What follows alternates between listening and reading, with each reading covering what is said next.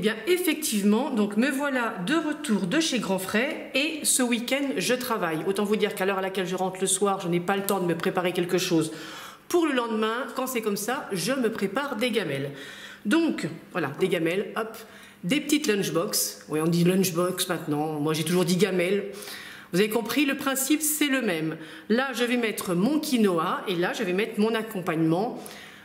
Je pourrais prendre des protéines, mais franchement, c'est pas ce qui me manque le plus quand je suis au travail. Donc voilà, je mettrai ça là-dedans, le couvercle, et le matin, j'ai plus qu'à prendre dans le réfrigérateur et à partir travailler.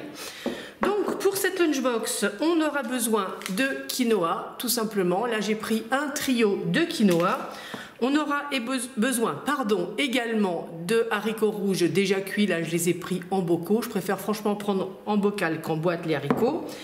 Et de la pulpe de tomate. Voilà, ça c'est les ingrédients secs dont on aura besoin, plus quelques épices, mais je ne les ai pas achetées aujourd'hui.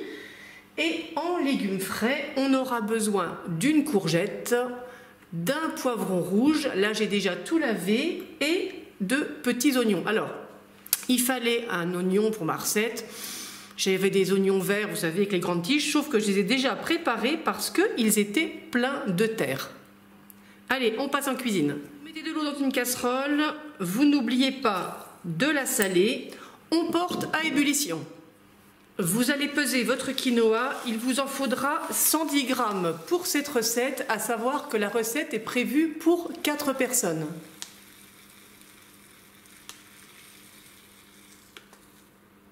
Allez, 109, ça ira. Sur le paquet, j'essaie de vous montrer, c'est là, cuisson entre 12 et 15 minutes. Moi, je préfère mettre 12 parce que j'aime bien conserver un peu de mâche pour mon quinoa. Voilà, l'eau est chaude, on met le quinoa, c'est parti pour 12 minutes. Je réduis la puissance du feu, je couvre et il ne restera plus qu'à y goûter à l'issue.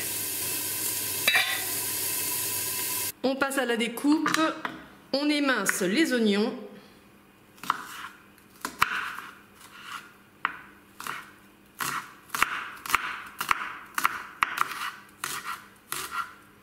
Le poivron, vous allez le couper en deux. Dans un premier temps, on retire les membranes, on retire la queue et les pépins s'il y en a. Mais là, bah, tout va bien, la vie est belle, c'est resté accroché.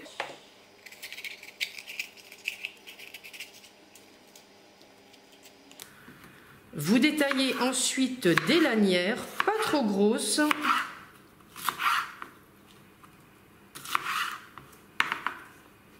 Et quand vous avez terminé, vous faites des petits carrés, des cubes, de la grosse brunoise, bref, comme vous voulez. La courgette, on va tout simplement la détailler en rondelles. Alors, si vous voulez pas des grosses rondelles, eh ben c'est pas grave, hein. On coupe la courgette en deux dans le sens de la longueur et c'est parti, on recontinue pour les rondelles. Voilà, moi franchement c'est ce que je vous conseille quand vous avez des choses comme ça à faire. Vous préparez toute la découpe, vous mettez de côté. Là, ma boîte de haricots, ma pulpe de tomate, je l'ouvre pour qu'elle soit prête.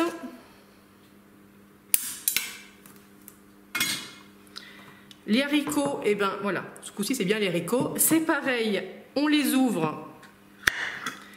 Par contre, les haricots, je vais les égoutter dans une passoire et les rincer à l'eau. Et je vous retrouve pour la cuisson. Alors, pour la partie cuisson, pas de panique. Non, ce n'est pas du sale. Je suis en plein culottage de ma poêle paysanne. Je vous ai mis, je vous mettrai en lien, tiens, sous la vidéo, comment culotter les poêles en acier. Donc, on met l'équivalent de 2 à 3 cuillères d'huile d'olive dans la poêle. On met l'oignon, on ajoute le poivron,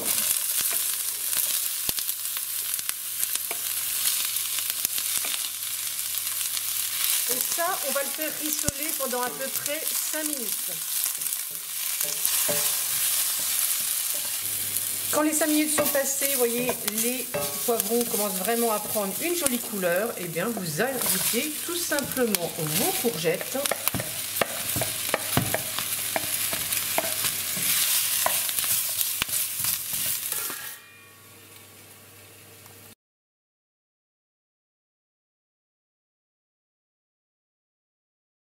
On vient cette fois ajouter les haricots rouges rincés et égouttés ainsi que la pulpe de tomate.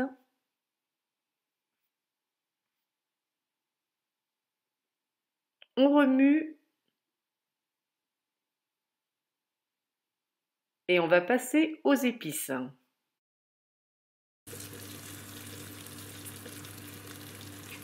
Moi, je préfère pas saler beaucoup à la cuisson et rectifier l'assaisonnement dans l'assiette après. Et alors, pour ce qui est des épices, eh ben, vous laissez libre cours, comme je dis à chaque fois, à votre imagination. Alors là, j'ai mon amie Laïla qui est revenue d'Algérie, qui m'a ramené toutes sortes d'épices. Eh bien, écoutez, voilà. Je vais faire un petit mélange de tout. Bon, il y a juste le piment où je vais y aller de façon très soft. Allez, un petit peu de curcuma aussi pour le plaisir. Donc là, j'ai mis du curcuma, du gingembre et du cumin. Mais je vous dis quand même ce que j'ai mis dedans. Et ça, donc, c'est le piment, mais je vais en mettre vraiment une pointe parce que mon mari n'aime pas tout ce qui est pimenté. Donc ça, j'en rajouterai un petit peu, moi, dans ma lunchbox. Voilà, je vais laisser mijoter comme ça pendant 4 à 5 minutes le temps que tout s'imprègne bien des saveurs et des épices. À la dernière minute, je vais rajouter un tout petit peu de crème de soja. Et puis, j'aurai plus qu'à dresser ma lunchbox. Je vous retrouve. Quand le quinoa est cuit naturellement, vous l'égouttez.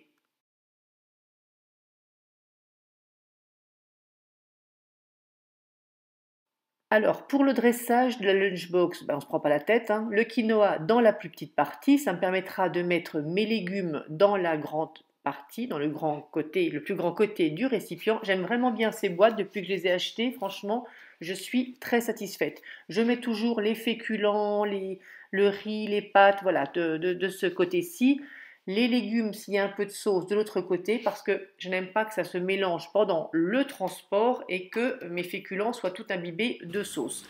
Donc je vous confirme, j'ai bien fait 4 quantités, 4 gamelles avec ce que j'avais dans la poêle. Hop. Et bien vous savez ce que je vais manger demain au travail, tout simplement. En fait, par cette vidéo, je voulais juste vous montrer qu'avec peu d'ingrédients, on peut se faire quelque chose de sympa, de plaisant, ça met des couleurs, des saveurs dans l'assiette et on n'est pas obligé le midi de déprimer devant un vieux sandwich triangle qu'on aura acheté sous vide. Mes gourmands, j'espère que cette petite vidéo faite un peu à l'improviste et sur un coup de tête, écoutez, vous donnera des idées, vous aussi, pour aller travailler. Je vous remercie d'avoir partagé ce moment de cuisine avec moi. Je vous dis à très vite pour une prochaine recette et en attendant, comme à chaque fois, je vous fais de gros bisous à tous.